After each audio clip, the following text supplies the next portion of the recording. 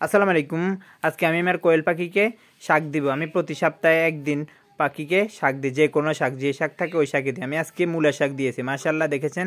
নিচেরগুলোকে আমি আগে দিয়ে দিয়েছি, এখন উপরেরগুলো থেকে দিতেছি। মাশাআল্লাহ নিচেরগুলো একেবারে খেয়ে শেষ করে ফেলেছে, এখন উপরেরগুলোকে দিয়েছি। উপরেরগুলো আস্তে আস্তে খাওয়ার শুরু করে দিয়েছে। আমি সপ্তাহে একদিন চেষ্টা করি শাক দেওয়ার জন্য, কারণ শাক দিলে পাখি অনেক পছন্দ করে শাকগুলোকে, আর শাক দিলে পাখিকে খেলে অনেক ভালো হয়।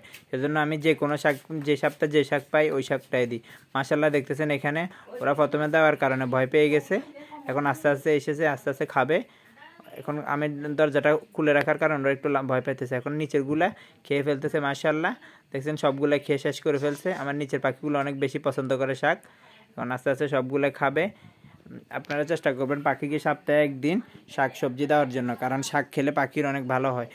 এখন আস্তে আস্তে খাবে, ওরা এখন ভয় পাচ্ছে। আর আমার পাখিগুলা নিয়মিত ডিম পাড়তেছে, ডিমের পাখিকে শাক খাওয়ানো ভালো। আর পাখি থেকে আমি প্রতিদিনে ভালো ডিম পাচ্ছি, মাশাআল্লাহ। সবাই অবশ্য মাশাআল্লাহ বলবেন। আমার কোয়েল পাখিগুলো অনেক শখের পাখি, তো সেজন্য বেশি বেশি মাশাআল্লাহ বলবেন। আর আপনাদের যাদের ডিম দরকার হয় আমার সাথে যোগাযোগ করলে ডিম পাবেন, বীজ ডিম পাবেন, খাওয়ার ডিম পাবেন।